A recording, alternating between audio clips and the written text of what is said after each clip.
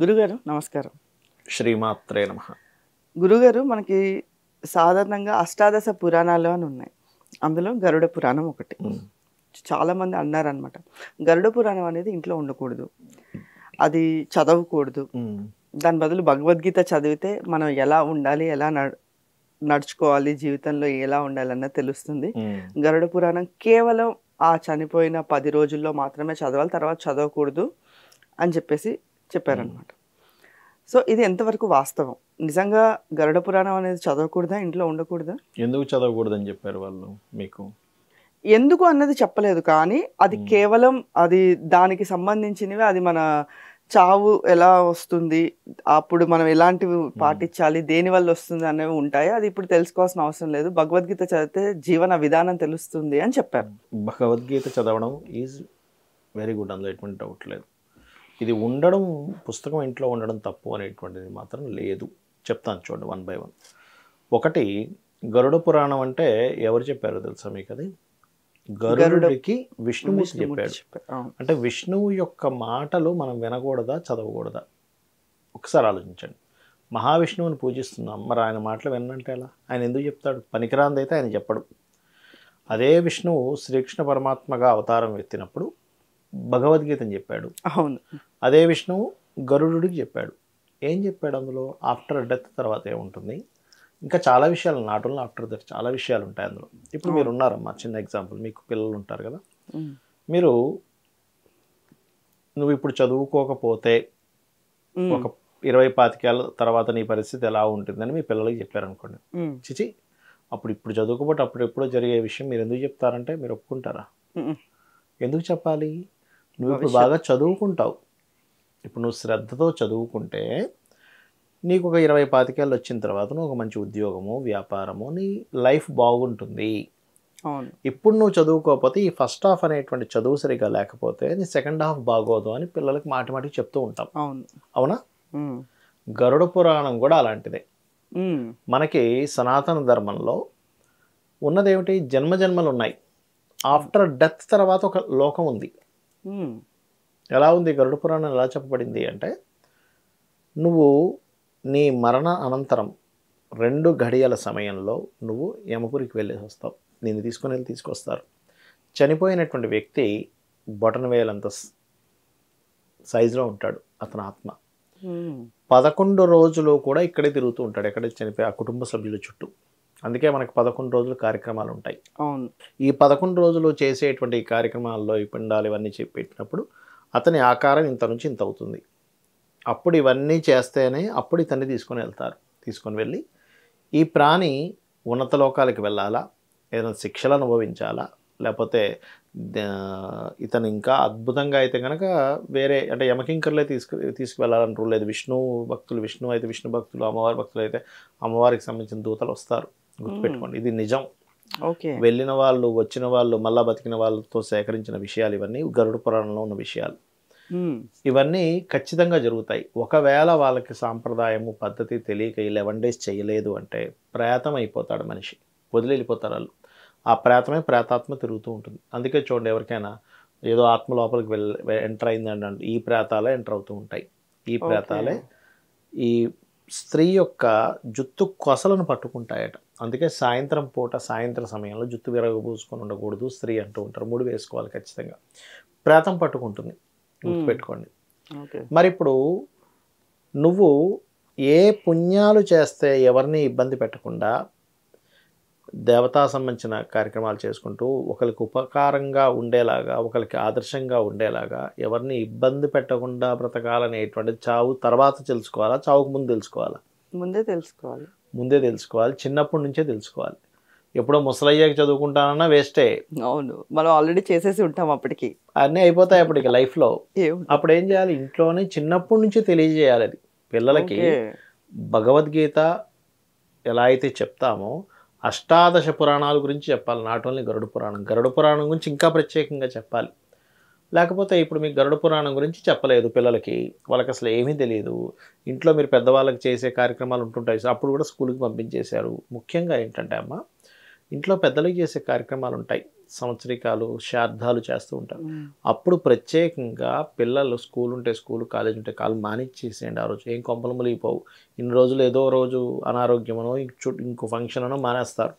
ఆ రోజు మానిపించి, ఇగో నేను మా నాన్నగారికి చేస్తున్నా, లేకపోతే మా తాతగారికి చేస్తున్నా, ఆ కార్యక్రమం పిల్లలకు చూపించాలి. చూపించకపోతే వీళ్ళు గతించారు, వాళ్ళకి తెలియదు, ఇదంతా ఏం లేదంటారు. ఇప్పుడు ఈ గరుడ పురాణంలో ఇవి ఎలా చేయాలో ఉంటాయి. చిన్నప్పటి నుంచి పిల్లలకు మనం నేర్పలేదు, చెప్పలేదు, వాళ్ళకి ఎక్కడి నుంచి తెలుస్తుంది? పెద్దలదే తప్పంటారు నేను. వాళ్ళకి చెప్పలేదు మనం చిన్నప్పటి నుంచి. మొన్న ఈ మధ్య ఇట్లాగే ఒక జాతకం చూపించుకున్నప్పుడు, అమ్మ మీరు మీ అబ్బాయిని స్తోత్రం చదువుకోమనండి, మీరు ఈ దానాలు ఇవ్వండి అని చెప్తే, మా అబ్బాయికి దేవుడి మీద నమ్మకం లేదండి, దేవుడి నమ్మకం లేదండి అన్నది. అంటే నేనేమన్నానంటే, లేదమ్మా మీదే తప్పది, మీరు మీ పిల్లవాడికి చూపించలేదు ఎప్పుడు భగవత్ సంబంధించినవి, ఎట్లా నమ్మకం ఉంటుంది? కొన్ని దేవుడా కనబడలేదు ఎప్పుడు, ఆయన కనబడ్డు.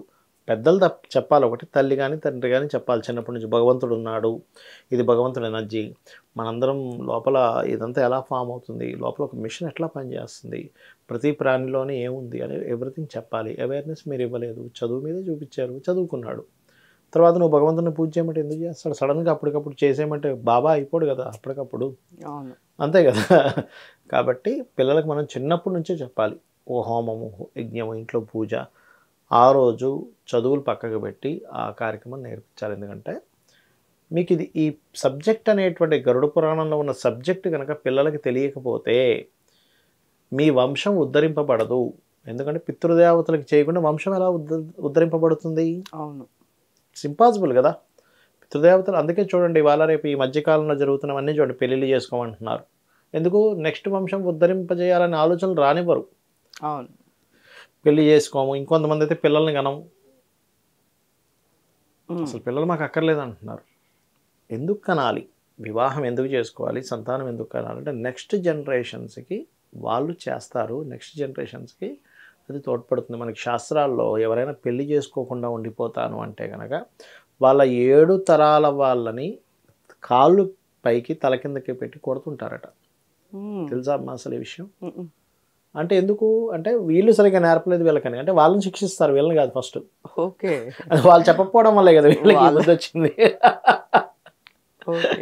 అర్థమైందమ్మా? కాబట్టి ఏంటంటే నిస్సందేహంగా ఖచ్చితంగా ఇంట్లో ఉండాలి గరుడ పురాణం. మా ఇంట్లో 2 పుస్తకాలు ఉన్నాయి. నేను హ్యాపీగా లేను, నేను చిన్నప్పటి నుంచి చాలా హాయిగా ఉంది నా పరిస్థితి. ఇటువంటి ఆలోచన అసలు చేయకూడదు. చేస్తే దాని అర్థం ఏమిటంటే, గరుడ పురాణం ఇంట్లో ఉందనుకోండి సర్పదోషాలు కలగవు. తెలుసా మీకు? తెలియదు. గరుత్మంతుడు, సర్పం ఎవరికి భయపడుతుంది? గరుత్మంతుడికే కదా, అవునా కదా? మీకు రామాయణంలో కూడా మేఘనాథుడు లక్ష్మణస్వామికి సర్ప ప్రయోగం చేస్తాడు. నాగాస్త్రాన్ని వదిలితే నాగ మొత్తం చుట్టేస్తే గరుత్మంతుడు వస్తాడు పైనుంచి ఎగురుకుంటూ వచ్చి ఆ సర్పాలను తీసేస్తాడు. ఇంట్లో కనుక గరుడ పురాణం ఉంది, గరుడ పురాణం ప్లే అవుతుంది. ఇప్పుడు మనకు సామవేదం గారిది, చాగంటికి వారిది, లేకపోతే ఇంకా మంచి మంచి ప్రవక్తలు ఉన్నారు, ప్రవచనకర్తలు, ప్రవచనం చెప్పేవాళ్ళు, వాళ్ళ ప్రవచనాలు వినండి మీరు. అది ప్లే అయిందా మీ ఇంట్లో వాళ్ళ సర్పదోషాలు ఉంటాయి చూసారా, నాగ దోషమో సర్పదోషమో, ఈ దోషాలు పోతాయి. చాలామంది తెలియదు ఈ విషయం. ఇది పోవడమే కాకుండా ఇళ్లలో నేను వివాహం చేసుకున్నానో, సంతానం లేదనో, సంతానం కనలేకపోతున్నామనో ఇబ్బంది పడుతున్న వారికి అనవసరంగా కొంతమంది చూడండి పిల్లలు, మీరు గమనించినట్లయితే ఈ మధ్యకాలంలో ఎక్కువగా పెరుగుతుంది కల్చర్ అనేటువంటిది. ఎప్పుడో 12 గంటలకు లెగుస్తారు. అవును, తీరా లేచిన తర్వాత తల్లి ఒకే బిడ్డ లేదా ఇద్దరు ఒకరే ఉంటున్నారు చాలామందికి. వీడిని నేను ఎక్కడ బాధ పెట్టాలని, నాన్న నీకేం కావాలని నేను తెచ్చుకుంటా నీకెందుకు అంటాడు రూమ్లో కూర్చొని. ఒక యాప్లో చేసుకుని తెప్పించుకుంటాడు. వాడు ఏం తింటున్నాడో తెలియట్లో. ఒకరోజు ఒక తల్లి నాకు చెప్తుంది ఆ బాధ. ఏమండి బయటికి రాడు, రూమ్లోనే ఉంటాడు, 12 గంటలకు 1 గంటకు లేస్తాడు. అరే నేను వండి పెట్టాను, నువ్వేమొద్దు నువ్వేం పెట్టకంటాడు. జొమాటోలో బుకింగ్ తెచ్చుకుంటాడు, అది లోపలికి వెళ్తుంది, తింటాడు, పడేస్తాడు. వాడు ఏమి తింటున్నాడో అర్థం కావట్లేదు, ఏం చేస్తున్నాడో అర్థం కావట్లేదు. నెలకోసారి చూస్తున్నా వాడు ఫేస్ ఉంటుంది. ఇంట్లో ఉండి కూడా నెలకోసారి చూస్తుంది ఆవిడ ఆ అబ్బాయి ఫేస్ని. అంటే మనం ఏం నేర్పిస్తున్నాం పిల్లలకి? కాబట్టి ఏంటంటే ఖచ్చితంగా గరుడ పురాణం అనేటువంటిది ఇంట్లో ఉండాలి, చదవాలి, నేర్చుకోవాలి. గుర్తుపెట్టుకోండి, గరుడ పురాణం ఇంట్లో ఉండడమే శ్రేయస్కరము. ఉండకూడదు అనుకునే ఆలోచనే తప్పు. ఫస్ట్ ఉండకూడదేమో అని చెప్పడం మరొక పాపం, మీరు ఉంచుకోకపోవడం ఒక పాపం, ఉంచుకోకుండా అమ్మో తీసేయండి అని కూడా ఒక పాపం, ఇంకోవరికి ఉంచుకోకూడదేమో అని చెప్పడం మహాపాపం. దానికి మించిన ప్రాయశ్చిత్తం కూడా ఉండదు, గుర్తుపెట్టుకోండి. ఎందుకంటే సాక్షాత్ మహావిష్ణువు గరుడుడికి చెప్పిన విషయాలు మీరు వద్దనుకుంటున్నారు. అవి మంత్రాల్లో పనిచేస్తాయి. మహావిష్ణువు నోటి నుంచి ఒక మాట వచ్చింది అంటే అది గొప్ప మంత్రంగా పనిచేస్తుంది. మీ ఇంట్లో సర్పదోషాన్ని, అరిష్టాల్ని, మీకు చూడండి దిష్టి తగిలింది అంటుంటారు చూసారా, పక్క వాళ్ళు ఏడుస్తున్నారా, వాటి అన్నిటినీ తీస్తుంది గరుడ పురాణం. ఏమనుకుంటున్నారు, చాలా పవర్ఫుల్ అది. అది ఇంట్లో రెగ్యులర్గా ప్లే చేస్తూ వినిపిస్తుండాలి పిల్లలకి. ఇలా ఉంది గరుడ పురాణం, ఇలా ఉంది, మనిషి ఇలా అవుతాడట, ఇన్ని లోకాలు ఉంటాయట, యమధర్మరాజు, మనం చేసే పాపము పుణ్యం. ఇప్పుడు ఏం లేదమ్మా, పాపము పుణ్యం తెలియాలిగా, లేకపోతే తల్లిదండ్రులనే పిల్లలు బయట పంపించేస్తున్న రోజులు వస్తున్నాయి. అవునా కదా? ఇంకోటి ఏమైపోయిందిలే, అవతల ఎలాగైనా పోనీ తప్పు చేస్తున్నాం, మరి ఆ తప్పులన్నీ కూడా క్లియర్ అవుతాయి కదా, చేయకుండా ఉంటారుగా పిల్లలు. మీరు ఎంత చదువుకొని ఎంత సంపాదించి ఏం లాభం, వాళ్ళు సక్రమమైనటువంటి దారుల్లో లేకపోతే తర్వాత మీరే బాధపడతారు, తల్లిదండ్రులే బాధపడతారు, అయ్యో వీడు ఇలా తయారయ్యాడేంటి అని. కాబట్టి ఖచ్చితంగా ఉండాల్సిన పుస్తకం గరుడ పురాణం. ఉంటే అన్ని మంగళాలు జరుగుతాయి ఇంట్లో. శ్రీమాత్రే నమః.